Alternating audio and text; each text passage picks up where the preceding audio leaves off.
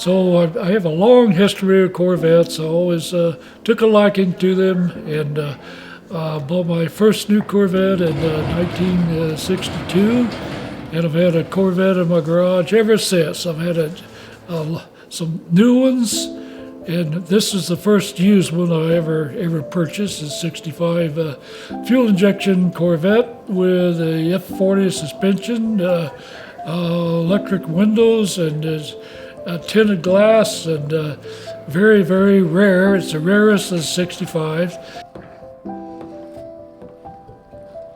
And basically I was 25 years old when I got my first one, and but it wasn't a fuel injected. It was just a 300 horsepower white with a red interior.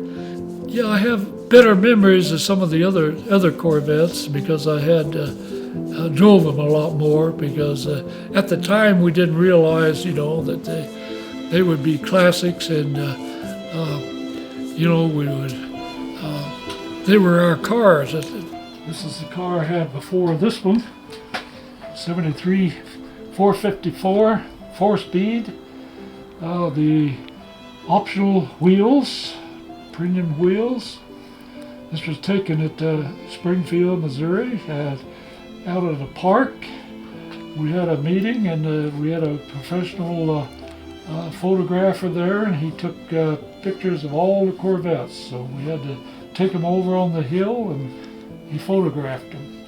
So this car was my last new Corvette that I purchased, and it was just too big and heavy, but I did have a lot of fun with it. I drove it, I think, for 11 years, and basically we traded it in on the 65 fueling.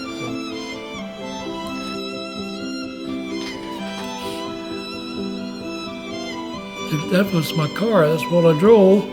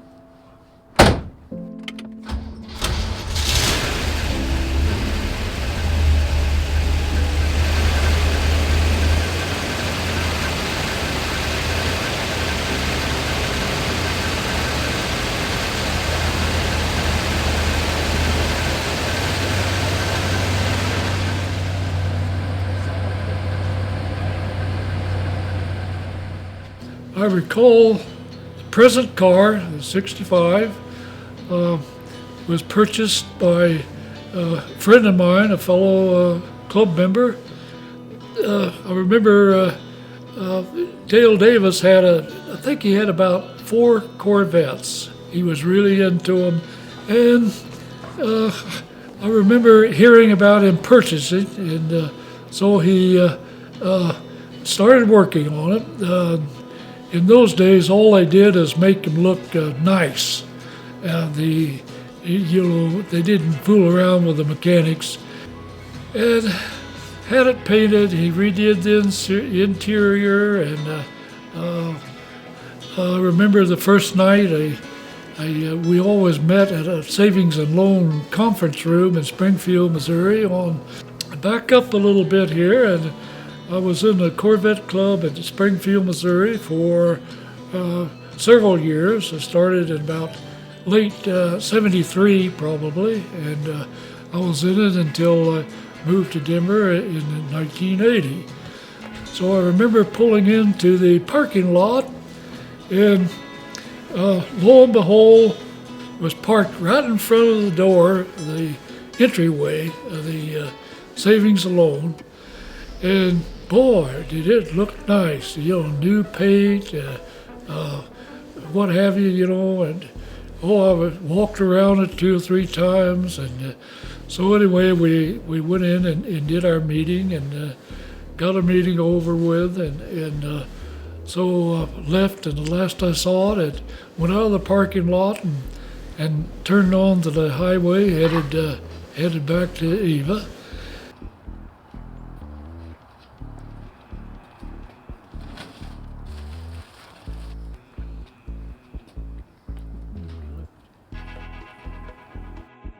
A couple of days ago, since it waxed it, keep it waxed, it's in a semi-dark garage.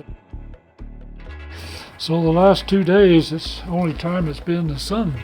So I built the garage especially for storage of the Corvettes and preserve the paint. It's real acrylic lacquer, so the original color, and it's held up very, very well. So one day I was down at a place on South Broadway called Colorado Classic Cars, 2020 South Broadway. But they had cars sitting outside, so I noticed this Nassau Blue fuel injected Corvette. So, you know, I was looking around, it was fuely, and then I happened to look inside, and wouldn't you know, there was a little plaque on the glove box door, restored by Dale Davis. Oh, well, I know this car. I knew this car since 1974. So, you know, we end up trading in our 73 454 4-speed and had to kick in a sizable sum of money to purchase it. My wife, Karen, when we picked up the car, before we picked up the car, I said, boy, this thing has a lot on it, you know, in everything but a teakwood wheel. So when I went down to pick it up, thanks to Karen, she had made arrangements with the owner. The teakwood wheel was on it. So I was very, very pleased, you know. The first few years it was purchased as a race car, probably drag racing, but it had some really, really rough use. I started studying and working on it, and then I discovered that it was a very rare car. I discovered it had a F40 suspension, you know, and what have you, and the amazing thing is that if I had to do over again, if I know what I know now, I would not have purchased the car, because mechanically it was not in very good condition. So redid the engine and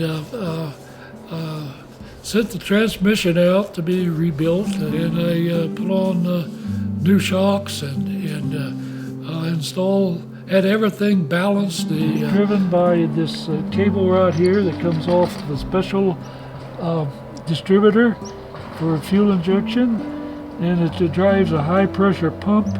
And there's also a spill valve that was called continuous flow. But what it did is that there's a spill valve in there, and if you have more fuel there than you need, it spills back into the reservoir. So it's an interesting feature. We brought it home. We did drive it around a little. Like I say, we got some chips on it, so the paint job is, I preserved it because I built an addition on the garage. It's specially designed to store classic cars. Now, they're very, very, very valuable. You know, anything original for the car is just out of sight. Since it was really not practical to drive, I put the car away in the garage, and I started up about every 2 weeks. I used to run it up and down the alley, and we do have some memories. I know Kevin and Cameron spent a lot of time. They used it as a playhouse, and Kevin could never understand why he couldn't stand up in the rear. It's a coupe, so they would get in the back, and Cameron would look up, and he didn't realize there was a glass there, so he would try to stand up. So anyway, the boys had a lot of good times. They probably spent more time in the Corvette in recent years than Karen and I. Yeah, I plan to get rid of all my Corvette-related items. I have a whole library, expensive books and what have you. So. My favorite Corvette was the '66 Coupe. That was my very favorite. My first new Corvette was 1962. Bought it new, a Barrel Chevrolet, Dublin City, Missouri. And before that I had a '55 Thunderbird, one of the little two-seaters, the first year for the Thunderbird.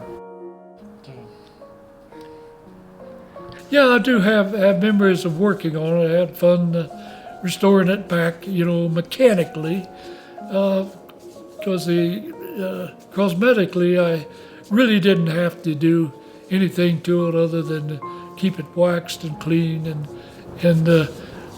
change the oil and what have you. That's about all I did for it. So, if you drive a classic, pretty soon you end up with an old beat up car.